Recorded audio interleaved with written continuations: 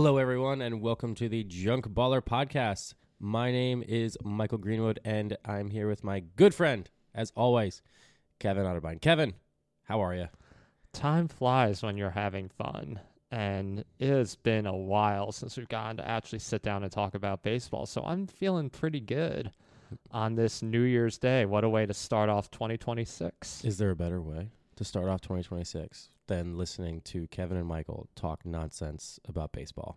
I could think of other things. Yeah, honestly, there's Yeah. probably some better things. But Yeah. you are here listening to Kevin and I speak about what has happened since pretty much mid-November in the baseball world. We are going to, we'll give you a couple, personal stuff, but we're going to go through basically as much free agent stuff as we can that has happened since that day. There's been a lot. There's also been some stuff where we've been a little frustrated that MLB free agency just seems to be so bleh. Exactly. Yeah. So, Kev, what's up? What isn't up? Yeah. The sky. Oh, shut up. All right. No, things are going well. I took last week off, which was Christmas week, so that was a refreshing time. Got to spend Christmas and Thanksgiving with my family and with you, Michael, unfortunately. I know, yeah. Kev comes over from Christmas on stuff for some stuff in my family. Yeah, because the last time we recorded, that was before Thanksgiving, too. So we had Thanksgiving and Christmas and pretty much the entire holiday season. Yeah. The only thing left remaining to do is to take down the tree. But Yeah, we're not doing that yet. we're not doing that just yet. Yeah, no. It's New Year's Day. It Yeah. could stay up. Yeah. How long do you normally keep the tree up? Usually the first weekend of January is when we take it down as a family. Gotcha. Okay. Gotcha. I would say probably it's like probably the second week of January is normally when we start taking it down. I would say. I think my family like to see the tree up a little bit longer, but I mean, it doesn't matter to me. I mean, it's the thing is we have all these decorations in here, but then I have to take them back to my parents' house because I got to go get the box because it stays in my parents' attic. But yeah, any other life updates? No. I mean, time, like I said before, time's just been cruising along. So even since Thanksgiving, the entire holiday season just kind of like went like that. Yeah. So I didn't really I tried to slow it down as much as I can too. So Christmas week, I didn't have anything planned, but then stuff came up, obviously. Yeah. So even when I was just lying on the couch, trying not to do anything, watching TV, I was still like, Yeah. it was like, oh, the week's over already and I gotta go back to work. So Yeah.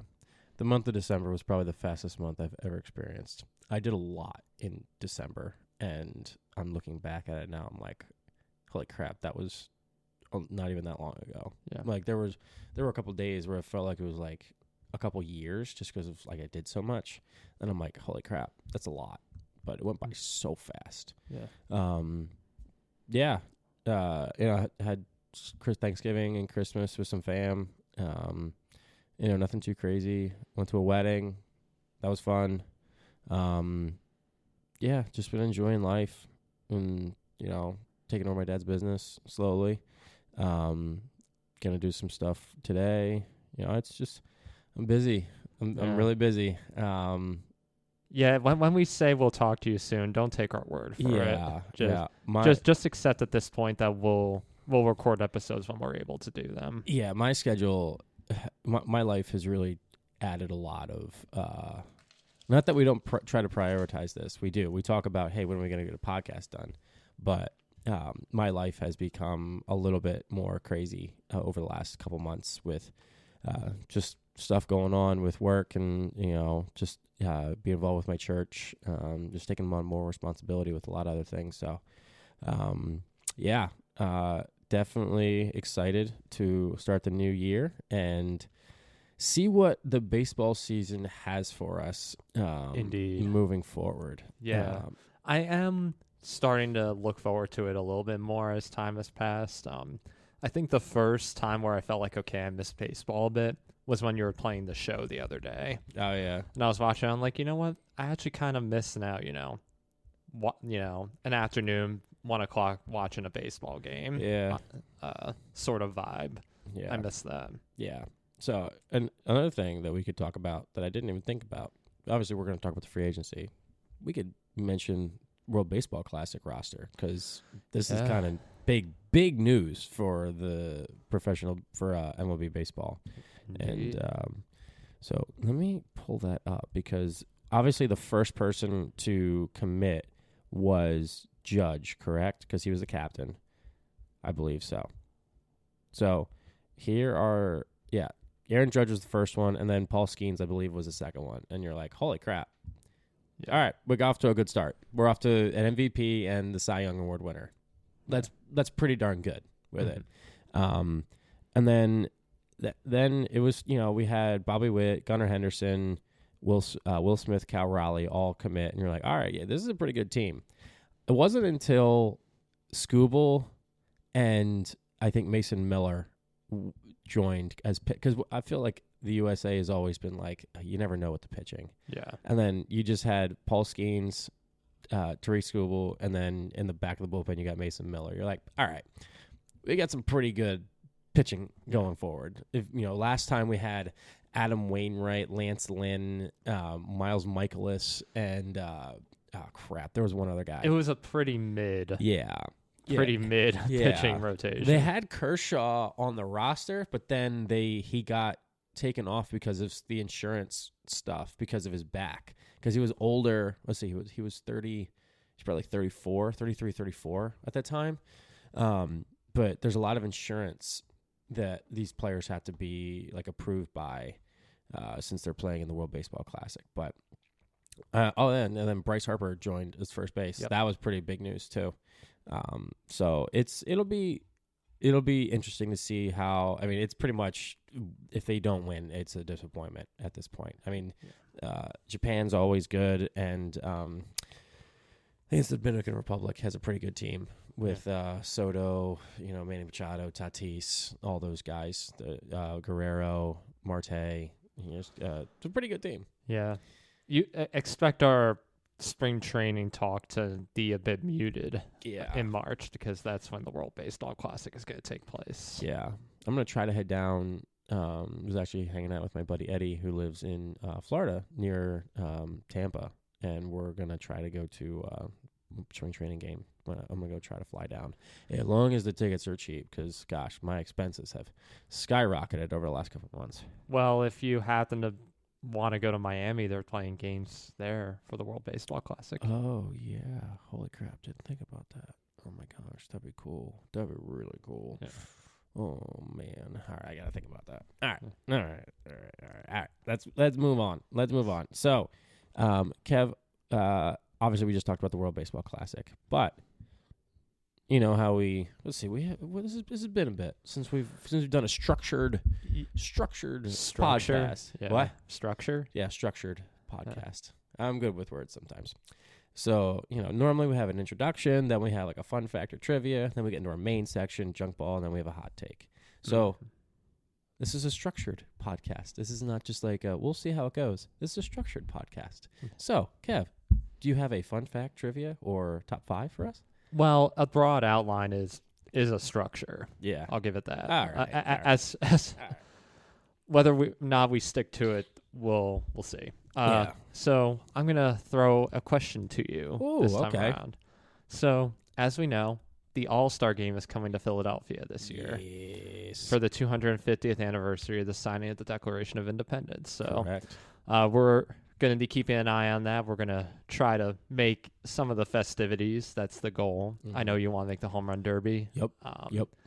I'm wavering back and forth. It's like I want to go to the home run derby. I might want to go to the All-Star Game too, but we'll see. That's a little bit further down. When are the tickets available? I don't know. I was kind of looking them up. I think there's some stuff accessible to season ticket holders, I believe. I'm not 100% sure. So Nichols could possibly have some access. I'm not sure. But I've been looking. I haven't seen anything yet. I also might be looking in the wrong place, but I was looking at Phillies, the MLB Phillies. .com and like the All-Star section, and there was only like one link for season ticket holder stuff, and I'm like, all right, nothing yet. Yeah. But yeah, I have a limit. I said $300 for the home run derby. I don't need to stand in home run territory or sit in home run territory. I just want to be there and experience some home runs. Yeah. With it. So yeah. Before this year, how many times has Philadelphia hosted the All-Star game? All right, they did it. They did it the year of the strike. It was 94. They did it. I think they hosted it one other time in the 70s or 80s. So I'm going to say 2. No. No? How many times? 4. 4. And it was not in 94. When was it? So 1943, 1952, 1976, I knew it was 70s. and 1996. Oh, okay. All right. So I was a couple years off, but I got Yeah. the 70s and the 90s. Yeah. Yes. Yeah. All right. Well, yeah. What years were the 40s and 50s? Yeah, 1943 and 1952. There were a couple of years where they did like 2 All-Star games in one year. Oh, yeah. That's true. But that was after that. Yeah. I should have thought more about that. I should have just paused and been like, you know what? Probably makes sense that they would have, because it was they were one of the early teams, so they might have greater chance of doing one. But And there wasn't as many teams. There Like, they were wasn't all many. like on the East Coast pretty much. yeah, Playing so, at Shibe Park / Connie Mack. yeah, If want to go back to that trivia night fiasco, but yeah, 97. All right, I thought it was 94. I thought it was the strike year, but yeah, I don't remember much. I was 3 years old, but I know wasn't really a memorable, All-Star game or home run derby or anything for the Phillies when they hosted at Veterans Stadium. Yeah. So it'll be nice to see some really long home runs at Citizens Bank Park, because it's kind of a park made for home runs, like the way that it's just structured. Like if someone hits the third deck in right field, like that's going to be pretty sick. If someone hits the back of the second deck or like near the scoreboard in the second in left field, like that'd be sick. So, or over the batter's eye in center, that'd be cool. So yeah, hoping for that. So all right, I got it wrong. Is there another question? no, that was the question. Okay, I got it wrong. 0 for 1 to start the year. Yeah, I will say I think one thing I remember about 96, I forget if it was McGuire or Piazza. 96 or 97? 96. Oh, okay, gotcha. I forget if it was 2 years old. McGuire or Piazza. One of them hit like a home run into Veterans Stand's upper deck. Yeah. And that's a shot. Yep. Because Veterans Stand was this massive cavernous ballpark. Yeah. So to hit into the upper deck, you really had to put some power into it. It might have been Piazza, but Wouldn't be surprised. I saw him hit a home run at Veterans Stadium where the ball was above his head. I was out there and I saw it and I'm like, good Lord, that was ridiculous. And then I saw the replay of it, and it was like he just like tomahawked it like it was above his head. You're just like, oh my gosh, how did he hit that? Norristown legend. indeed. All right, let's get into it. All right, we are going to get into the thick of MLB free agency. So I want to start kind of with the one that kind of started everything with free agency. There's always some small signings and everything, but the first big one was Dylan Cease signing for 7 years, 200-something million to the Blue Jays. When we first saw that, we were like, that's a lot of money for the Blue Jays with it. Also, I want to make sure we're not going to spend a ton of time on each player. We're going to spend a little bit on each player, but because there's a lot to go through. Dylan Cease is a good pitcher, but he's not a great pitcher. He's not terribly consistent. I No. mean, he did have that year in 2024, Yeah. which was pretty good. But he was 8-12 last year with a above 4 ERA. Yeah, he does have a lot of strikeouts. Yeah. He has a lot of strikeouts. It fills a need for Toronto that needs starting pitching. Yeah.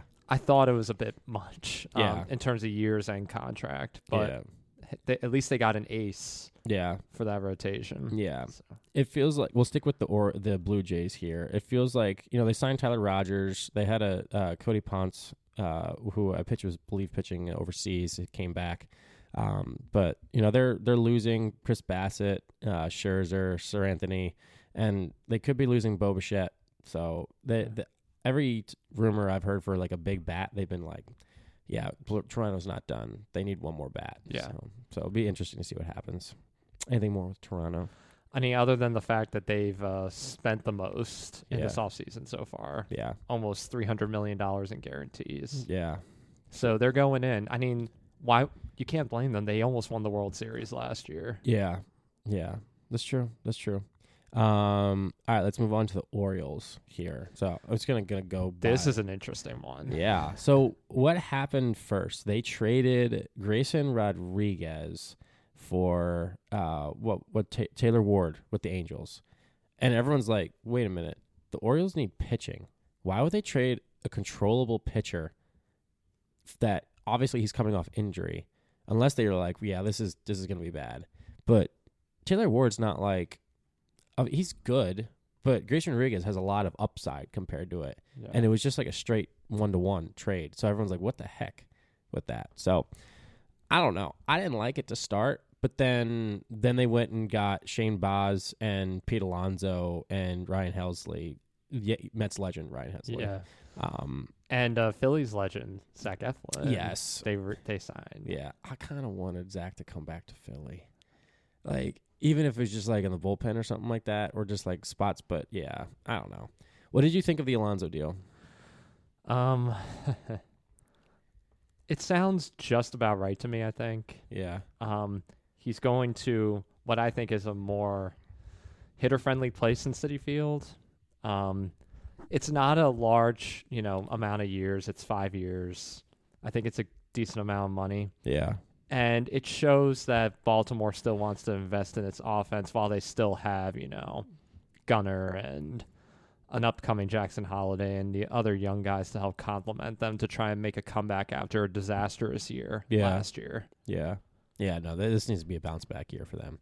I want to make a side comment. Pete Alonso, he could, if he just continues what he's doing for the next 5 years. Obviously, he plays first base. He just hits home runs, okay average. He could get 400 to 500 home runs, like 450, 500. And he could be on the pace for like a potential, like, I'm not saying Hall of Fame, but if he continues it, because he's got 5 All-Stars already. Yeah. 5 All-Stars is enough to make the Hall of Fame. He's got Silver Slugger, and he's been Rookie of the Year. He won the Home Run Derby a couple times. So, like, he could. Yeah. Are they going to move the fence in again? I mean, knowing the Orioles, they might. Yeah. So, I mean, I've never been a big fan of Pete, but ever since he's been off the Mets, I'm kind of having a soft spot. I don't know. It's just the Mets, man. It's just the Mets. Sorry to my Mets fan listeners. We'll get to the Mets. Yeah. All right. The Rays. I think we should focus on the losses more than the additions that they've had, because they traded Brendan Lau, then they traded Shane Baz, and also they let go of Peter Fairbanks. So while it kind of is, I don't know. Like, I feel like that was they've lost more than they've gained with the Rays. Yeah. They need more offensive production, especially a catcher. I mean, it's a black hole back there in the catcher spot. Also, starting pitching is a concern, especially with concerns about McClanahan coming back from injury. Yeah, he hasn't pitched in like 2.5, 3 years. Yeah. So they're going to be relying on a lot of newbies and prospects. Yeah. Unless they try and make another big splash, I think the Rays are probably going to struggle this year. Yeah. I mean, they're back at Tropicana, which is good and bad at the same time. Like, you're like, all right, they're not in the minor league stadium, but then they're also in the worst stadium that Major League has at the same time. So, because they've had stupid negotiation failures with the city of, like, they were trying for Orlando, and they're trying to then also like downtown, like Clearwater, like St. Petersburg for a new stadium. It was unfortunate, because I think that renovation that they had to do kind of put a damper on it. They're like, all right, you got to fix the stadium, or you're going to have to go build a new stadium. Like, it's not both. You got to do one or the other. So that kind of screwed them over a little bit. Yeah. Yeah, I don't know what to expect from the Rays this year. It feels like they're going to be a team with it. All right, the Red Sox, your least favorite team. They still haven't signed Alex Bregman. Is he going to resign there? I don't know. I mean, I'm not sure if he will. I mean, he's still an option for it, because they do need third base help, because they signed Wilson Contreras. They did a trade with the Cardinals for Wilson Contreras, who actually had an okay year, surprisingly, in terms of stats. But when I saw him play, like, the eye test for Contreras just didn't feel like it was there, even though the stats kind of show it. What did you think of Sonny Gray, Yankees legend? He's probably going to excel there and give it to the Yankees, knowing the history. Yeah. It's just funny. This was after the November 10th podcast, I guess, right? I mean, on the one hand, it's good for the rivalry, I think, to have like that talk. Like he's, talking about, oh, I didn't want to play there. Yeah. They're terrible. I think that adds a little fuel to the fire, which I kind of like for this kind of rivalry. It needs it. They, on the other hand, shut your mouth.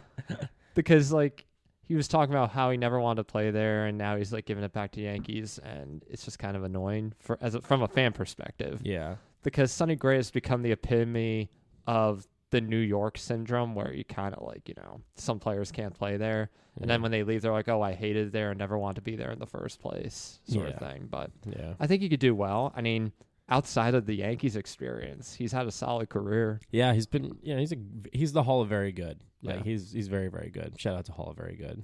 Great Instagram account and follow. All right, let's circle back to the Yankees later, and because we have more to say about that. Go to the Guardians. I don't think the Guardians have made any like significant moves. Like the three notable acquisitions that MLB.com has is Colin Holderman, Sean Armstrong, and Stuart Fairchild, which is a minor league deal. So Guardians doing what the Guardians do. Nothing. Yeah, I don't. There's not a whole lot to say there. Yeah. They're kind of just. I wonder if they're in a sort of a complacency mode too, where it's like I'm looking at their guys. The MLB Rumors has more on here, like Colin Holderman, Connor Brogdon with a 1-year $900,000 contract. Wow. Yeah. Don't spend too much money there, guys. You have to spend a little bit. We come to that point in baseball where you gotta have to fork out some money to succeed in the league. And some teams just don't want to do that. I think the Guardians are one of them. Yeah. I think also with the lockout looming, they probably are one of those teams where just like, we're not going to take any risks this year. If we make it, we make it. Even because last year they were they were a disappointing team until the very end when they made the playoffs. Oh, they got hot and made the playoffs. But yeah, it's just, I don't know. Guardians are just doing what the Guardians do, it seems like. All right, moving on to the Royals. Honestly, the big one for me was just the trade with the Phillies for Matt Strahm. That was kind of the big one because everything else. Oh, they re-signed one of their outfielders. I can't remember to an extension, and that was Lane Thomas. No, it was It was one of their guys. Like MLB doesn't have it as because it wasn't an acquisition, it was just a restructure or an extension. But I know that was a big deal for them. But yeah. They disappointed me last year. They were my AL Central pick, and on paper they should have done well, but the offense just wasn't there. Yeah, it's hard in that stadium. It's a big stadium. It's a pitcher's park. Yeah, so they're moving to a new one very soon. Yeah, that's news that came out. 2028 or 2029. I think it's gonna be a downtown ballpark. I believe. Yeah. So who knows? Bobby Witt could be hitting more home runs if it's closer. Who knows? But Bobby Witt playing in that stadium, like if he played in Citizens Bank, Yankee Stadium, Coors Field, like Bobby Witt would probably be having like 40 home runs every year. All right, yeah. Royals, nothing too crazy to talk about. Tigers, I think one of the big ones is one that really hasn't happened is that the rumor of Skubal being traded. Mm-hmm. That's kind of the big talk around the Tigers because Gleyber Torres signed the qualifying offer. They signed Kenley Jensen to a 1-year deal, and they signed Kyle Finnegan to a 2-year deal, or re-signed him. But really, pretty much the entire cloud over the Tigers is Skubal. As it should be. He's the best pitcher in baseball, and I think if they really want to commit to him, they should have made a move by now, but he's still kind of just hanging in limbo. Yeah, I'm wondering if they're like, his price is never going to be higher than it is right now. If we wait a year and just take the risk that, maybe we sign him in the free agent. Well, I mean, you got the lockout with that looming, but I don't know.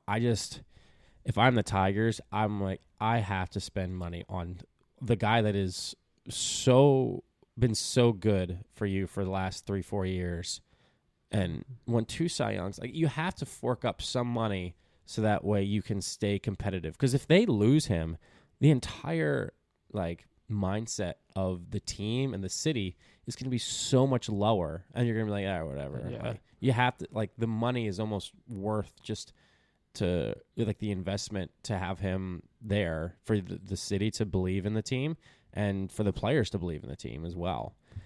I wonder if they invest a little more on the offensive side, like invest in that, maybe gain a more impact bat. I wonder if that'll be more incentive for Skubal to stay and then see what happens this year. Because, like you said, the CBA is really looming large over all of this. Yeah, it really is. Yeah, I'm trying to think of maybe a bat that would be traded. I don't know of a bat that where they need, like, where they could fill a bat, because they have some pretty good, like, young players. They do, maybe but outfield. I think they're lacking right-handed power now. Yeah, Maybe getting a righty would help. Yeah, the first thing that came to mind was Arenado, but he's not anywhere close to what he used to be anymore. No, unfortunately. Yeah. All right, let's move on to the Twins, who are pretty much the dumpster fire of the AL Central now, because the White Sox kind of made some moves. But the Twins, they signed Josh Bell to a 1-year deal. Josh Bell just seems to be a journeyman right now. He's accepted his role. I don't know. Twins, they suck. I don't know what else to say about it. Let's just move on. No one cares about. I don't need to say anything. No one cares about the Twins. Yeah. The White Sox. The White Sox. Mm-hmm. Look at this. They signed Munetaka Murakami to a 2-year deal. The home run king of the Japan League. 2 years, $34 million. That came out of nowhere. It came out of nowhere, and also everyone was like, "Wow, he only costs that much," because teams are probably like, "All right, he's terrible defensively. He doesn't." The scouting report on him was that he can't hit the fastball, like the really fast fastball, and I think MLB Trade Rumors had him at like $150 million over like a couple, like 5-6 years. Something close to that, and he got 2 years, $34 million. So I think this is a huge signing for the White Sox. One, it adds some excitement to the team, but two, if he doesn't work out or like the team is struggling, and he's doing well, he's going to get traded, and they're going to get a bunch of prospects. They're going to get some prospects back. Well, that's why I'm skeptical about the White Sox keeping him in the first place. I wonder if, from Murakami's perspective, this is just a landing spot, like get a 2-year deal, get in the major leagues, and then after the 2 years, go to someone more serious. Yeah. Unless the White Sox out of nowhere just, become this great baseball team, which I don't anticipate, but bringing them in does bring in fans and does bring in some level of excitement, which they desperately needed since, 2021? Yeah. When they were last in the playoffs? Yeah. And he's only 25. It's not like he's, 27, 28. He's 25. He has 2 good years, like decent years, 25, 30 home runs-ish, what he's projected probably. He's going to go get probably a $100 million deal somewhere next time. So, I think he's banking on himself to do well. But then, I kind of agree. This is kind of just a landing spot for him. But hey, shout out to the White Sox for actually doing something exciting. They were the talk for a good couple days with the signing. So Indeed. So good for them. Now another dumpster fire team, the Angels. Poor Mike Trout, even though he chose to do this. They've made, it seems like they're just signing every 30-plus-year-old player and former all-star or former like really good player to just hope that they can catch something in like fire in a bottle. And this has been the trend for like not just the last couple of years, like the last decade and a half. Yeah. It all started when they got Pujols and Hamilton. Yeah. And that blew up in their face, and they're just like, we'll just keep trying it until it works. Yeah. And it hasn't worked. Yeah. I mean, they traded for Grayson Rodriguez. That was probably the biggest move that they've made, because that's front. Yeah, Grayson's not a front of the line rotation guy right now. He's a very good pitcher when he's pitched, but he's just too young, hasn't proven enough yet. But he's got a lot of potential. Yeah. I mean, they did get the ancient Kirby Yates. Mm-hmm. I mean, wow. I mean, they stole someone from the Dodgers for once. Yeah. And they are banking on Alek Manoah, who has been non-existent in the league. He's been in the minors, and he was a former All-Star, but then I don't know what happened to him. Just fastball, just lost it. But they signed my least favorite pitcher last year, who I saw live give up an inside the park Ah. home run walk off. Uh, Jordan Romano. Romano. No, I don't. He's not. Romano. He is not deserving of his proper pronunciation of his last name. They signed him to a 1-year deal, and I'm like, you're lucky you got $2 million, bud. Like, you had an absolutely horrid year. Like, there's no way you should get $2 million. Well, on the plus side, though, they bought out Rendon's contract. Oh yes, that's right. I forgot about that. It is Easily one of the worst contracts in the history of baseball. And I don't think that's an exaggeration. Would you agree? No, I don't think that's exaggeration. Yeah. It's probably top 5 easily. Yeah. Like the Chris Davis one and this one are definitely up there. Did you see the stat that his last year with Washington, he had more home runs and RBIs than he did in his entire career with the Angels? No. Yeah. Oh, gosh. Yeah. It is. If you look at a Baseball Reference, you can look at it, like the totals. You're like, oh my gosh. I got to see that now. I mean, to be fair, 2020 was a COVID year. So he had it shortened. He played just as many games in the COVID year as in like almost every other year he played with I the know. Angels. It's 58, 47, 43, 57.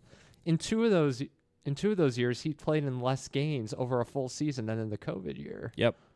I mean, he said that this isn't what he loves. This is his job. Like, and when you hear that, you're just like, all right. Like, if I heard that from you, like, we like doing the podcast. Yeah. If you were just like, yeah, I'll do it. It's whatever. Like, no, we like talking baseball. Yes. Like, this would be dumb. But yeah, oh my gosh, just so dumb, so dumb, so dumb. All right, so that's the Angels. Astros, they've kind of been quiet too. Mm-hmm. They lost. Maybe they'll re-sign Framber. I don't know. I don't know. He's kind of expected to leave, though, isn't he? I think so. They're kind of the Astros. I don't think the Astros will be. I think this is the year they finally take a step further back. Obviously, they didn't make the playoffs this year. Praise the Lord. Yeah. But I think they even take a further step back. Altuve's getting older. Alvarez is kind of injury prone at this point. Correa is not the player he used to be. Hunter Brown's the only front of the line pitcher that they have. Other than that, they're losing Framber because who was the guy that they he just came back from Tommy John surgery and then he got hurt again. There's another Hispanic pitcher. Who's a good pitcher. He pitched the no-hitter against the Phillies in the playoffs in the World Series. I can't remember his name. Can you remember his name? No. All right. Well, we'll move on. But they need some pitching. But I also think they need some hitting too. All right. Let's move on to the A's. I think the two biggest things that happened with the A's was that they traded for Jeff McNeil with it, and then they re-signed their outfielder. Gosh, why am I forgetting his name? I'm going to look this up real quick. Outfielder. Soderstrom. Yeah. He signed a deal, a very, very team-friendly deal, but it does have the incentives to get above $100+ million. It's but $86 million right now. 8 years, $86 million, and then, but it could be, I think, like up to 131, something like that. I mean, he was fantastic last year. I believe he was, oh my gosh, freaking computer not working. Well, I mean, this year he had 25 home runs, 93 RBIs, a 276 average. Yeah. So yeah, this was really his real rookie year, as it were. Yeah. Like his first year to really prove himself. He's only 23 years old. Yeah. So there's a lot of upside to Soderstrom. Yeah. The A's are kind of an exciting team to think about. They have a lot, like they had a decent second half, but you have Nick Kurtz, Soderstrom, Brent Rooker, and then who's the shortstop that Jacob Wilson, who hit 311. He kind of faltered towards the end, but he was big. And also Lawrence Butler, but he's kind of been a little bit disappointing. But they have a lot of potential, and it's kind of. I really hope that the A's do well, even though they're playing in a minor league stadium. And I don't know. Yeah, I just kind of rooting for the A's a little bit. I don't know. They traded Mason Miller at the deadline. That was dumb. I don't know. All right, we'll get to Mason Miller with the Padres in a little bit. But, yeah. All right, Mariners. They re-signed Josh Naylor. That was the biggest one. Yeah. So close yet so far. Yeah. That was a good. The Toronto's Toronto's series, other than your series, were really good. Yeah. They were really good. Re-signed Josh Naylor 5-year. It was like $90-something million. Yeah. I didn't think Josh Naylor was worth that much money, but when you have a guy that they need some power with a Cal Raleigh. That's why they signed Naylor. Yeah. Obviously, they traded away they let go of Jorge Polanco, which I thought was a dumb move, but he also got way too much money from the Mets, and we'll talk about that. Mm-hmm. The Mariners have kind of been rumored to re-sign Suarez. They're getting all their pitching back. Their pitching has been very, very good. I think one of the guys is a free agent after this year or next year, but they have a good pitching staff. It's just they also traded away Harry Ford with the Nationals, who was a big prospect for them. Yes. But they have Cal Raleigh back there, so he's kind of blocked. So unfortunate. You have anything more on the Mariners? No. Yeah, I can't think of anything either. But kind of rooting for the Mariners too. I don't know. I've always had a soft spot for the AL West. All right, the Rangers. They traded for Brandon Nimmo, and they traded away Marcus Semien. I'm wondering why that was happening. I think it was more of a Mets trade trying to get rid of Nimmo than the Rangers trying to get rid of Semien. But what are your thoughts on that? No, I'm in agreement with that. I'm not entirely sure what they're doing, though. I don't know what their end game is. Yeah, because they said that they wanted to get lower some payroll a little bit, but Nimmo and Semien was just a 1-for-1, and they were very. I think Semien was earning a little bit more, but I don't know. I really don't know. I really don't know. Did they? I know they re-signed. His face is right at my. I'm looking right at his face right now. You're looking at my face. Evaldi. Yeah. They re-signed Evaldi to a 3-year, $75 million deal. So they have the pitching. Like they have DeGrom, Evaldi, Leiter, and man, I am blanking on names today. But they have a good pitching staff that they can rely on. And a new manager. Oh, yeah. Who's the manager? Skip Schumacher. Yeah, Skip Schumacher, who should not have gotten fired from the Marlins. The Marlins are Marlins are a joke. I hate the Marlins.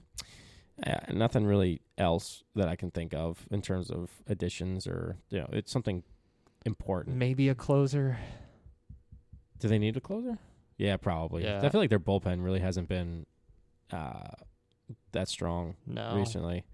But all right, we are now moving to the National League. We are moving right along here, people. All right, the Braves. They kind of made some moves. They got Yastrzemski to a 2-year deal. They re-signed Iglesias to a 1-year deal, and then they went out and got Suarez, Robert Suarez from the Padres for 3 years. And that was kind of right after all the other closers signed. Yeah. But I feel like the Braves are one of those teams that I don't know what they're going to do with Marcell Ozuna. They might put they also signed Hyun-Sung Kim to a 1-year deal. So I'm not sure if they're going to put Acuna or maybe Riley or Olsen at the DH spot or what they're going to do. I feel like they're missing like one bat. Well, I feel like, but they have a ton of bats. But I feel like they just need one bat to kind of fix that line. I wonder if they need more proven starting pitching too. Yeah, especially with Strider coming back. Yeah. Well, he was back. He just wasn't the same pitcher this year. Well, I mean, like back in terms of his like talent. Yeah, because they have Sale, they have Strider, but then they have a lot of just young talent that's not 100% proven. With it. I mean. It was unfortunate last year for the Braves. I mean, it was fine for me, but it was unfortunate for the Braves because their entire starting pitching staff, which at the beginning of the season was not in their rotation at the end of the season with it because all 5 of them got hurt or were out of the lineup at some point. Like it was a really bad injury-prone year for the Braves. Do I care? Not really, but also it's good when the Braves are good for baseball. Who's their new manager, right? Because what's his name?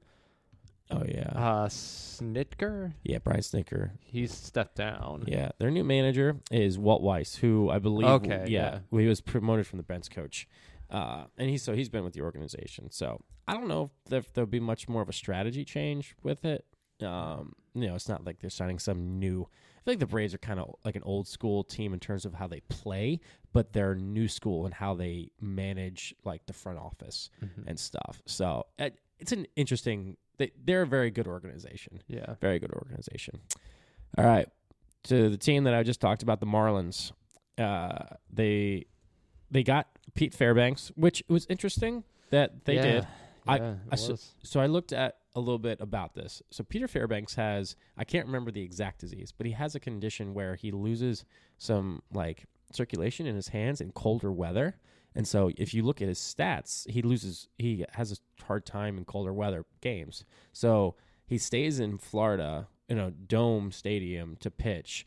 And I think it's more of a, hey, he's going to go get some saves and then he's going to get traded somewhere because the Marlins, they don't care. They don't care about their fans at all. No, I think the bigger question is what they going to do with Sandy. Yeah. Because I don't think he's staying. Well, he's a free agent after this year, right? I think so. Yeah. Or they're trying to move him at some point. They have Cabrera, they have Yuri Perez in terms of their pitching, and then Sandy. But Sandy's been hit or miss in the last couple years since coming back from injury, and I think the spider tack stuff. But I mean, I've always liked Sandy as a pitcher. He's a good pitcher. But yeah, I kind of just want to see him on a different team. Yeah. Just not the Dodgers, because there were rumors of like, oh yeah, they're gonna get him. Like, no, please no. Well, that's what. Well, we'll get to LA. Yeah. No, but yeah, the Marlins organization is kind of a joke. Like they don't care about their fans. They don't take any risks really, and when they do take risks, it's like the dumbest freaking risk ever.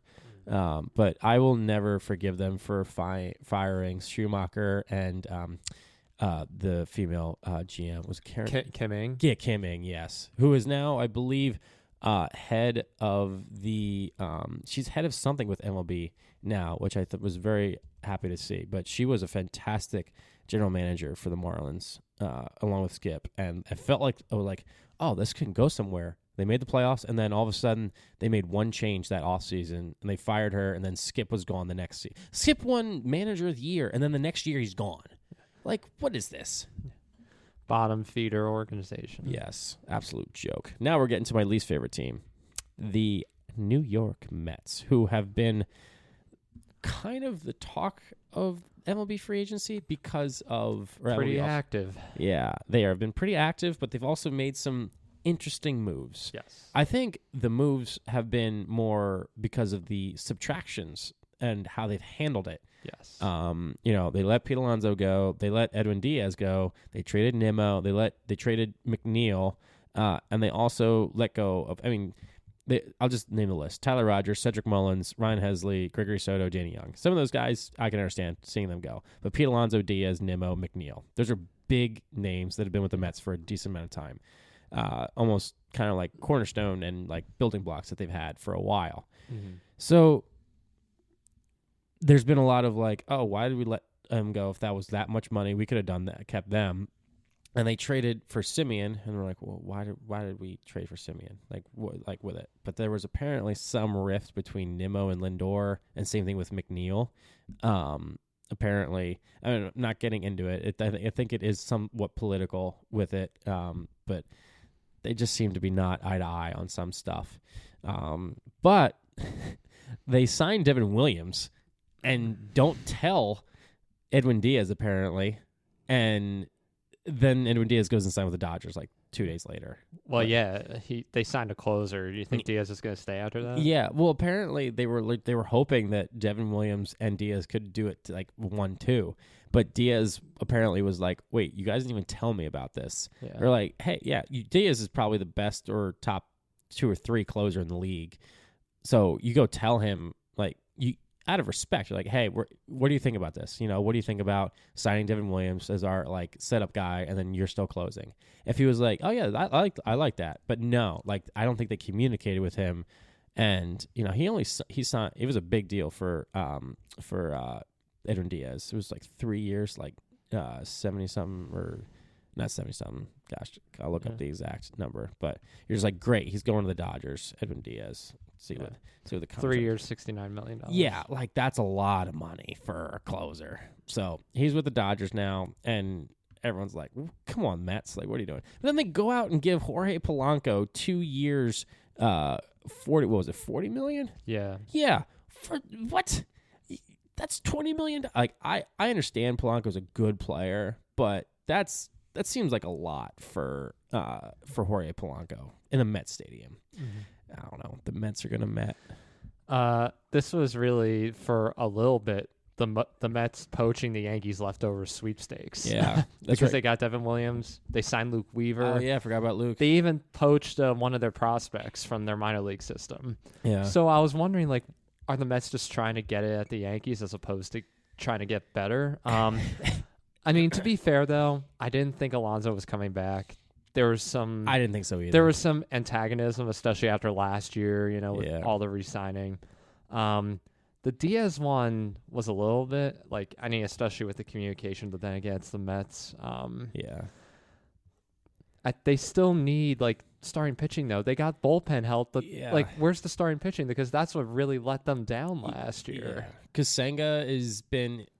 Last year he was a little hit or miss, but he wants to prove to. He said that he wants to prove to the Mets fans that he's worth it. Clay Holmes came back and was actually a decent starting pitcher for them. Yeah, surprisingly, didn't think that was going to work. Same, but they lost Manoah. Not Manoah. Sorry, they still have Manoah. But just a lot of their start. They lost Frankie Montas. That's right, Yankee legend Frankie Montas. Mm-hmm. I don't know. Just like what I said last year, I just don't think their starting pitching is going to hold up. It held up okay. It held up better than I thought, but I felt like they needed to go sign a more front-of-the-line rotation guy to really make a statement. Well, the offseason's not over yet, and if the Mets owner has been anything, Cohen, he's been very aggressive. Like, whenever you hear rumors about players, it seems like the Mets are in almost every one of them because they're trying to really get the big signings. Yeah. I'm just worried. I'm just wondering if they don't want to spend too much. Like they're willing to spend a lot. Like they obviously went and got Soto, like, and made the biggest deal in sports history. But at the same time, like, do they really want to go and get Framber Valdez for like $200 million or like $150 million with it for like 5 years, $30 million a year? Like that's a lot. Yeah. For like the guys remaining for starting pitching, you have Framber, you have Ranger, and I can't remember the other big free agent pitchers. Like there's not a lot of big free agent pitchers left. No. So it's not like you go make a trade. I don't think they're going to trade for Skubal. I wouldn't think they would do that. Like that would be because that's a big trade. We have to trade probably our best prospects, and then we only have them for potentially 1 year. Because what if he's like, I don't like New York. Like so. It'd be interesting to see what happens with the Mets. Obviously, I love the downfall. I'm just like all the talk. It was funny seeing Edwin Diaz signing and the Alonso signing because there were just a lot of Mets fans who were like, "Oh, okay, I guess we're doing this. Like, this is bad." All right, moving on to the Nationals. They went and they got Harry Ford, catcher from the Mariners. That was kind of their biggest deal and thing that they've done because Harry Ford's a big prospect. The Nationals, I think they're kind of in a rebuild still because there's been rumors of them trading Mackenzie Gore. I don't think they're trading Abrams. I think Abrams is kind of like their core that they're going to try to build, but there have been rumors about Mackenzie Gore to be traded, which is weird because they got him in the Soto deal. And he's been a decent pitcher. He's been a good pitcher for them. But they're another team to me like the Athletics, maybe not to the same extent, the same talent level, where they potentially have a good future around their young talent. Yeah. Dylan Cruz, Mackenzie Gore.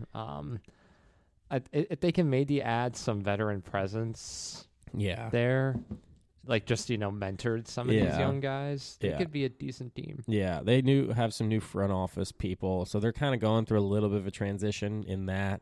So they might be waiting just to be like, all right, this is what we're going to do. But getting Harry Ford was a big thing for them. He's a highly touted prospect. All right, we're going to skip the Phillies. We'll circle back to them in a little bit just because we're going to try to get through all the rest of the free agents here. All right, the Milwaukee. I'm going to sneeze. Excuse me. So, not really that much in terms of signings. They re-signed Brandon Woodruff because he accepted the qualifying offer, but nothing big. They're going to lose Hoskins and, I don't know. There's not really that much. Tigers legend Akil Baddoo. Yeah. Oh, man, I remember that 1 or 2 weeks he had when he came up. You're like, holy crap, this guy's fun. And then you never heard from him again. Absolutely nothing. Yeah, absolutely nothing. All right, let's move on. No one cares about the Brewers here. Yeah. Cardinals, they made some moves because they traded Sonny Gray and Wilson Contreras. We kind of mentioned that a little bit with the Red Sox. But they also got back what's the guy's name from the Red Sox? Dustin May? Yeah, no, not Dustin May. He was a free agent signing. Dustin May was a free agent signing. Yeah. But the Red Sox sent back Wilson, the pitcher from them. Where's his freaking name? Justin Wilson. Yeah. He's a starting pitcher. He was one of their prospects. He was the guy that said, I'll never sign with the Yankees with it. So, I don't know. I feel like the Cardinals are definitely in a rebuild mode, and then seeing the reaction from fans, they were like, "Oh, I guess we don't like this." But they also were trying to say we need to do some change. But to do some change, you have to get rid of the bigger contracts with Contreras and Gray going. So that's probably like 20. That's probably like $45 million that they don't have to be on the books for anymore. I wonder, once whatever happens with Arenado happens, they can finally move on with a rebuild. Yeah, but no one's trading for Arenado.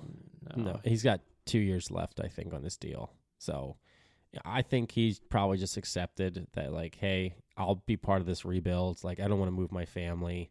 I know he hasn't won a World Series, but he's just not the player he used to be. And I love Nolan. Nolan was one of my favorite players, but he's just not the same. All right, moving on. So that was we can go a little bit quicker here. Cubs, obviously everything is looming with the big name guy, Kyle Tucker. And then you got Shota Imanaga re-signed a 1-year deal. He basically accepted the qualifying offer. But, nothing really big for the Cubs either. It's kind of just all waiting to see what happens. I feel like they need to go get another pitcher. They've been rumored with Framber. They've been rumored with Ranger a little bit. But yeah, I don't know. They lost Brad Keller. That was a big thing for them. They lost because he signed with the Phillies. So we'll get to that in a short bit. Pirates, they actually made some moves. Yeah, it is actually pretty good. Some pretty good moves. Not gonna lie. They got Brandon Lau in a 3-team trade, which was a big thing. They'd added some power, added some bat, added a veteran presence that was a good player. Then they signed Ryan O'Hearn, which the deal isn't 100% confirmed yet, but it's 2 years for a first baseman / outfielder / DH who's got some pop. So you just added 2 guys to the lineup that are pretty good players, all-star caliber players.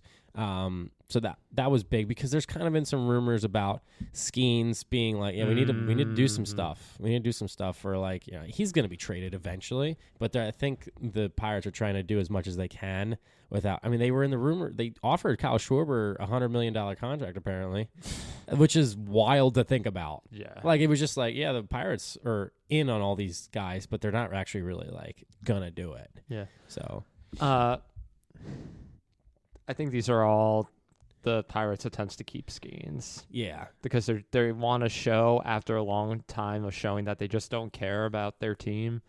With Skeens' contract, up at the end of this year? No, he's not up at the end of this year. Skeens? No, he's got 3 or 4 years left. Yeah. Yeah. But even still, it's just Paul Skeens. I think he's a free agent. But salary arbitration's at the end of the 2026 season. Oh, yeah. Yeah. He'll be in, but he's not getting he'll be getting maybe a little bit more $5-10 million, but that's nothing compared to him. He won't be a free agent until 2030. Yeah. So they have a couple more seasons where they need to get some stuff done before he becomes a Yankee, most likely. All right, Reds. I don't think they did anything. notable acquisitions, we have J.J. Bleday, Emilio Pagan, Caleb Ferguson, and Dane Myers. J.J. Bleday was the only one that I thought maybe is somewhat a bit, because he was a prospect for the A's back in the day, but nothing really big. No. Nothing big. All right, let's move on. Don't really care about the Reds. No. D-backs. The big thing, honestly, was just the rumor of Marte being traded. It felt like that's still going on. It feels like it's been going on the entire offseason. I think it's every week. Oh, they're interested. Oh, they're interested. And then he's a bad locker room presence. Or dugout presence. I don't know. Yeah. But they re-signed Merrill Kelly. So he went to the Rangers. He got traded to the Rangers at the deadline. Then he just was like, I'm going to come back. Yeah. So, but for some reason. Yeah. Zach Gallen's still a free agent. He's probably wanting to get something close to what Dylan Cease is getting, but I doubt he's not getting that. No, absolutely not. I don't know. D-backs, there's been rumors that they've been in on Bregman, which would be interesting to think about. They're missing Corbin Burns in that team. Yes. If Corbin Burns was healthy, it'd be a different offseason for them. Yes. But that's just not how it is. All right, the Dodgers. Dodgers, they got Edwin Diaz, and they re-signed Miguel Rojas. But there's just been rumors about Skubal. There's been rumors about them trading Glass now. There's been rumors. They're always in every rumor with it because they always seem to have money to spend, and they're willing to take that risk. Yeah. And they're 2-time defending back-to-back World Series champs. There's not a ton they have to do. I mean, but I think there's also the meeting with a couple of the Japanese players in L.A. that's coming up. So I'm certain that the Dodgers are going to play a hand in that. I feel like their outfield is thin. A little bit. And they have Pagan, because Mookie moved in the infield. So, I feel like their outfield is kind of, I mean, it's not absolute, but it's probably their weakest part. Yeah. I mean, they have Teoscar, but... Oh, that's right. Yeah, but he's kind of a DH. Yeah. He's not a good outfielder. Yeah. He's not. Yeah, but all right. Let's move on. Well, I mean, there are rumors about Bellinger, perhaps. Yeah, as a re-sign. Yeah, that's true. But, there was that rumor that he wanted $400 million, which with Boris took down. He's like, yeah, no, that's not true. Boris speaks in riddles and rhymes and everything, but that was the one time he was like, yeah, no, that's not true. Yeah. All right, moving on to the Dodgers. We just talked about that. I'm sorry. I'm looking at the Giants, and gosh, I'm so tired. We offended Dodgers fans everywhere. Yeah, I don't care. This is Dodgers fans. Whatever. Giants really haven't made a ton of movement either. Last year they got, oh my gosh, shortstop that I thought was the worst free agent. But Buster Posey's in charge. Adames. Yeah, Willie Adames. Yeah, thank you. I can't remember these names today. Yeah, they haven't really made any moves. Nothing really big. No, I'm not going to spend a ton of time on them. They haven't really been part of all the rumors either. It's been quiet. So, Padres, that team where I don't know what they're doing, but they always seem to be doing something. Yes. Because there was like, oh, yeah, there's Mason Miller's available. I'm like, what? Why? You just traded him. You just traded for him. And why? They always seem to be like, yeah, we're going to get rid of some payroll, but then we're going to add some payroll. It's like, oh, we're going to say this, we're going to do that. I don't know what the Padres are doing. I don't. They re-signed Michael King, which was a very interesting deal. Yeah, 3 years. But it's an opt-out after every year. Yeah.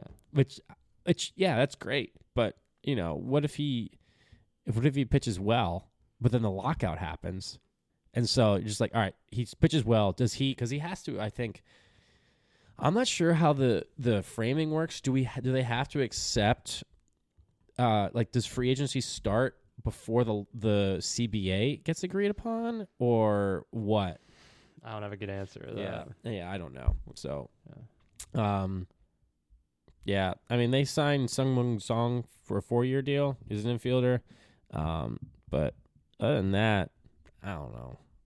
They lost Dylan Cease and Robert Suarez and Ryan O'Hearn. I don't know. Yeah. I don't know. And right now, Luis Ariz is still a free agent. I don't know. I really don't know with the Padres. All right. Last team before we talk about our teams.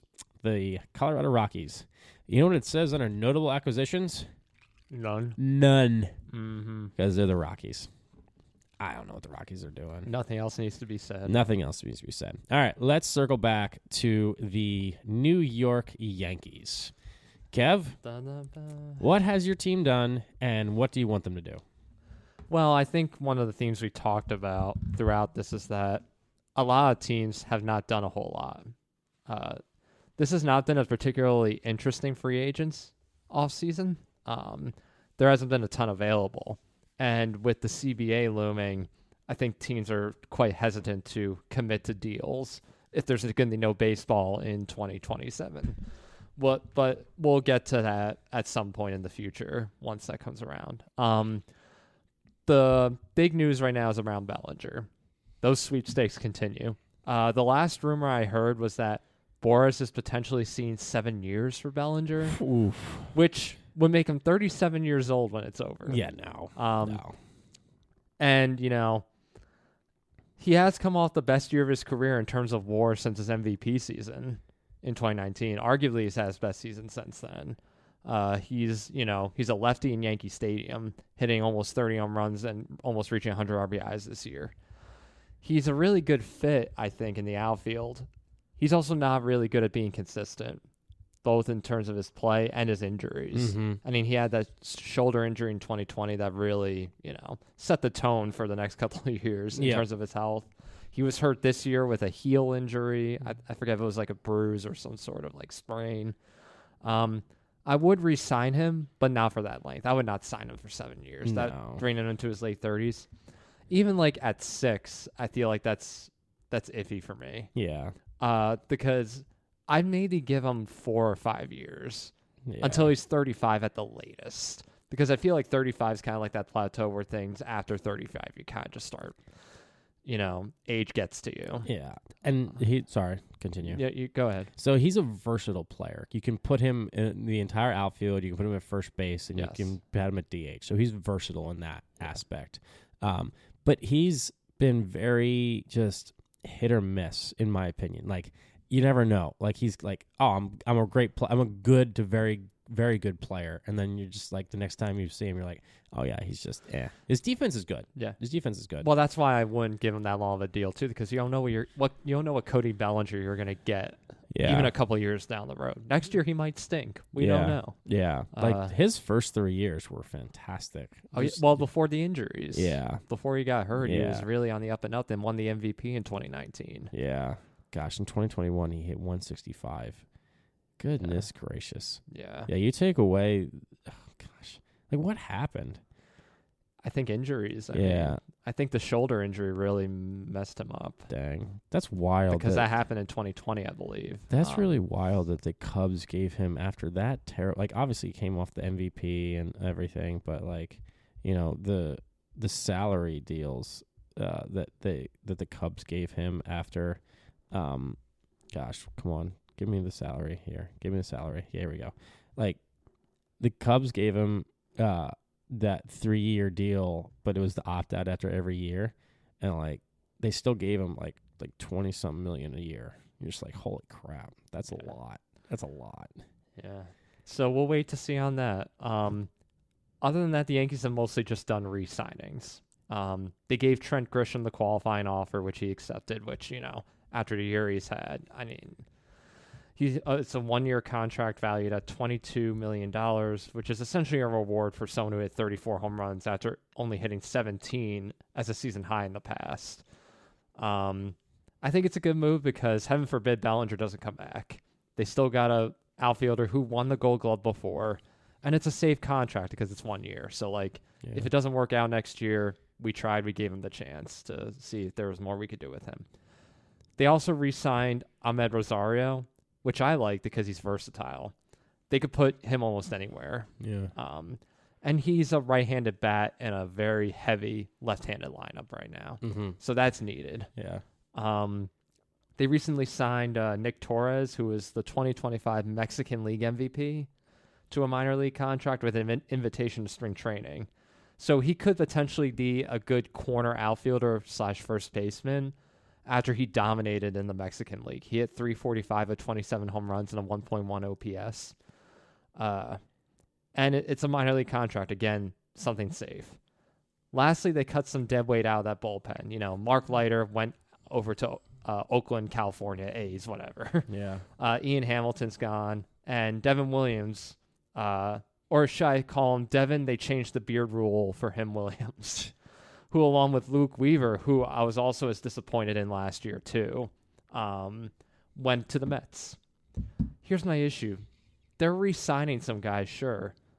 Heck, I forgot to mention Tim Hill and Ryan Yarbrough. They're coming back to the bullpen. Legends. They re-signed Paul Blackburn, whose only purpose last year was to be dragged around the field after they were getting blown out. Yikes. But big deal. They've been letting guys go and hardly filling in people to replace them. I still think the Yankees need bullpen support. It infuriated me how they pretty much cost them the division last year. Like Devin Williams blowing games, Luke Weaver blowing games, Mark Leiter coming in blowing games.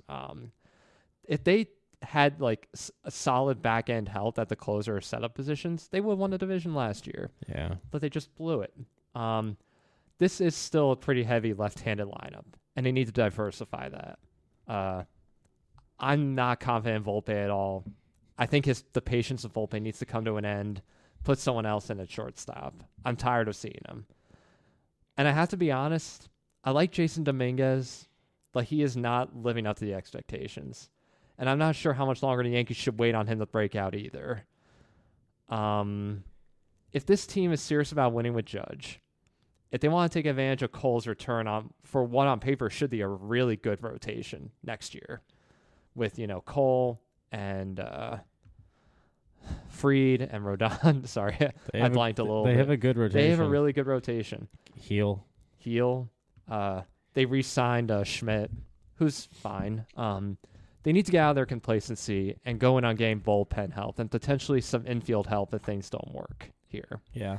But it's a wait and see game. Cashman, I really hope you try and sign someone outside the organization to help. Yeah. So. All right. How about your fills? My fills. So the big one, obviously, is they re-signed Schwarber. That was the big one. Yes. 5 years, $150 million. Or was it 150 or 160? I think it was 150. Obviously, Kyle Schwarber was very important to the team and, locker room presence. I was happy that they signed him. A lot of people were like, after the playoffs, they were like, oh, we don't need to re-sign him. He's asking too much. He's getting older. I'm just like, yeah, but we have no pop in that lineup if we don't have Schwarber. Bryce Harper's a power hitter, but he's not Kyle Schwarber type power. He's not a slugger like Schwarber is. No, he's a different type of player. Yeah. And we don't have that type of slugger in the lineup anymore if we lose him. So that was important. But I did like the Adolis Garcia signing. It is such an upside. It's such a low risk, high reward signing. I liked that too. It adds some spice to the lineup in terms of he's got some flair. But, if he goes back to his, World Series MVP year, he can hit 30-plus home runs, but he's going to strike out. We know it. Yeah. But he's an elite defender, which will obviously be getting rid of Castellanos. It has been basically confirmed, but it hasn't been, done yet. Yeah. But he's going to be released or traded. So that's going to happen. And the same thing I think is going to happen with Walker. I think they're going to try to be like, yeah, we're just going to trade him or release him. Just can't. The only thing they thought about maybe doing is maybe just having him as a long relief in the bullpen, but just so that we eat some innings. But at the same time, just do we really want to this guy up there? Everyone just doesn't like. Walker has been a fantastic teammate. I will say that. He has not caused any stir. He's been pretty calm with a lot of his stuff. But and we also got Brad Keller, which was a big deal. 2 years, $21 million to add to the bullpen depth, which was a big thing. But we also traded Strom, which I was a little bit all right, I can see what they're doing. At the same time, I was like, he's still good, but he was losing velocity on his fastball as a lefty pitcher. They traded for another reliever, right, from Kansas City. Yes, but they also they got Kyle. He was a right-handed one in return, but they right after, I think it was the next day, they got Kyle Backus from the D-backs, who's a lefty pitcher, but he has a 4.3 ERA, so he's not a great lefty. They're banking on Alvarado to come back and be their lefty guy, but that's also, I think, a high risk or a high risk, high reward one. But the looming ones are they going to re-sign JT? Because JT, I think, is wanting 3 years. I think the Phillies are offering 2. And Harrison Bader is kind of, I don't think they're going to happen. I don't think it's going to happen because they got Adolis Garcia, and it sounds like they're going to have Marsh in left, and they're going to bring up Crawford, who's a prospect. Carl Crawford's son, not JP Crawford, that's the shortstop. But Carl Crawford's, oh my gosh, son is one of our highest prospects, and he'll be starting in center, it sounds like. But it'll be interesting. I'm okay with them re-signing JT. I mean, JT's my boy since he's been with the Phillies. But I also am like, do we just let JT walk and use some of that money to go get something like Bo Bichette, or something like that? I don't know, and trade Bohm or Stott. I don't know. I think I would take that shot, and just because Bohm has kind of been very. There's some people that are like, yeah, Bohm's great, but at the same time, Bohm's also been like annoyingly he's 6'5" and he only hits like 10 home runs. So I don't know. We'll see. I think they need one more bullpen piece, but I think that'll be based off of how Andrew Painter, who's their number 1 prospect, how he handles everything in the spring training with if he's going to be in the rotation or if he's just going to start in the minors. Because if he starts in the rotation, then I would say they probably move someone to the bullpen. I don't know who, but Zach Wheeler's going to be coming back sometime probably April or May. Nola's kind of hit or miss at this point. I've always been a Nola supporter, but at this point, I'm just like, you never know what you're getting with it. Hopefully he can regain some of his fastball. Things must be bad then. Why? Because you're losing hope in Nola. Well, it's not that like I lose hope. Like I still think he's a good pitcher. Yeah. It's been so inconsistent with it. I think hopefully he can get something fixed, or either change up his like cadence and everything. But also, is Ranger going to be back? Are they going to be like, oh, JT's gone, all right, let's just go get Ranger and re-sign him to, probably like a 3 or 4 year deal for like maybe like $100 million or something like that. Maybe not $100 million, maybe like 90, 75 to 100, maybe something in that range. Because Ranger's a fan favorite. Everyone, if Ranger came back, everyone would be like, all right, this is good. But I think JT's kind of like, people are like, we don't want to pay a 35-year-old catcher who's probably not going to be the same player, but he's valuable to the pitching staff. Yeah. Because I don't know if we want to be going into a season with with World Series aspirations with Rafael Marchand behind the plate. I don't know. It's just my thought. Yeah. I want them to make a couple more moves, but we'll see what happens. How much longer do you think the Phillies window will last to compete? I think we got 2 years. This year and then obviously the CBA year. So that's why I think the CBA is very important, because if the CBA doesn't get passed and we have the lockout, then I think the Phillies window is closed. Because Harper's going to be 34, 35 if we miss that window, and then Turner's going to be 34. Wheeler's going to be gone because he has this year and next year on his contract. Luzardo's going to be gone. Schwarber's going to be 35 at that time. Like, you're going to have World Series aspirations with the 3 guys with Turner, Harper, and Schwarber, 35 years old, and not really probably the same players with it. So, because right now they have Schwarber, Harper, Turner, and Nola with the guys that are locked up in terms of big money contracts for more than a couple years. But then they're probably hoping on Andrew Painter, Crawford, and Miller. Oh God, what's his name? The other prospect, who's a shortstop, third baseman prospect, who's one of our top prospects. So I don't know.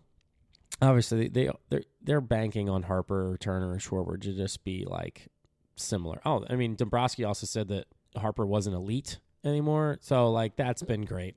Didn't Harper like respond to that in some way? Yeah, like he's responded, and he was just like, "Oh, great, love this." GM and our best player don't see eye to eye, and then there was a report there was a picture of Harper in the batting cage with his shirt saying "not elite," and I'm like, great. Terrific. I'm like either That's good. either he's like playing to it and like he's using it as motivation, or like he's just showing up. Dombrowski. Historically, what do you think? I think he's pissed off, but also I think he's upset. But he's probably like, you know what? I'm going to use this as fire and prove him wrong type of, because that's the player that Harper's always been. He's like, all right, I'm going to try to prove people wrong because he's kind of a hothead. Yes. Yeah. Indeed. All right, that's all I got in the Phils. That's all the free agent stuff that we are going to cover, except maybe one. Because, Yes. wait, you have a hot take, don't you? I do. You do have a hot take. I do. And I appreciate that transition. Thank Yes, you're welcome. There's still a big name out there, which has been garnering a lot of interest for. He hasn't signed anywhere yet. Kyle Tucker. We mentioned him in passing before with the Cubs, but he's a name that's going around as an outfielder. He's been in the last 4 All-Star games. He's won the Silver Slugger. He's been in MVP talks, especially in 2023 with Houston, and he's a Gold Glover. Even though he's more known for his bat than his fielding per se. There are many people who will be courting him to fill spots in the outfield. And there are 2 teams in New York which have been in the mix somewhat for that. One of them is the Yankees. But what's the other team? The Mets. Oh, interesting. A team that, doesn't have Nimmo anymore and might need a corner outfielder to complement Soto. He had been in the mix for a while, but the rumors about him actually going to the Mets have been waning a bit, especially given that the Mets are rumored to maybe trade for an outfielder if they miss out on Kyle Tucker. There's even been rumors with him with Luis Robert signing with the Mets. Wouldn't that be interesting? Oh, my gosh. Oh, my gosh. But I think with how aggressive the Mets have been, as we mentioned, my hot take is that he will sign with the Mets. Wow. Really? Interesting. Yes. How much? They're asking for a lot for Kyle Tucker. I mean, at the beginning of the offseason or like during the season last year, they were like, yeah, he's probably going to get 400, 500 million. Yeah. I don't think he's going to get that. I think he's probably getting maybe 253. I'm going to say 300 mil over. How old is he? He's 29. He's 29. 8 years? Yeah, I was going Ooh. to think 8 years, 300 mil. Yeah. That's a very expensive outfield. Yeah, it's a very expensive outfield. That's over $1 billion in your outfield for 2 players. Not even just you're just playing 2-person outfield. It's $1 billion. You got Soto and Tucker earning $1 billion, and then you have your center fielder who's probably like a prospect that got brought up that's earning $750,000-$800,000. Yeah. Gosh. Oh my gosh. I hope that doesn't happen. But at the same time, I'm like, that would be such a Met thing to do because he will get hurt or just he won't see eye to eye with Lindor or Soto. And you're just like, this is great. Like they have all these guys locked up and they just aren't playing to potential. So, yeah, Soto's a very good player. Soto is a very good player, but he's not the best fielder. No, he's a future DH. Yes. Like, so that could help with Tucker as well. Yeah. Because he's a right fielder. Yeah. But also it's another lefty too. So I don't know. Just my thought process. Like it'd be interesting. It is wild that Juan Soto and Kyle Tucker have the same amount of All-Star appearances. Because Soto's only been an All-Star 4 times, but and Tucker has been an All-Star 4 times as well. But Soto's going to get probably twice is going to be twice the contract of Kyle Tucker. I don't know. It's just interesting. All right. You got anything else? No, I think that's a good place to end. I think it's a good place to end. Thank you so much for listening. We will. I don't know what we're going to eventually. Well, eventually. I'm not saying that we hope to get more. We do. But there's no way we're getting one out anytime soon. I'll say that. I have no clue. Our lives are just too busy right now. So thank you for listening. Hopefully we will see you soon and have some updates on the baseball world with some big names like Kyle Tucker, Framber, Ranger, JT, Bregman. We'll see how that happens. But in the meantime, enjoy the off season and have a happy new year. Happy New Year.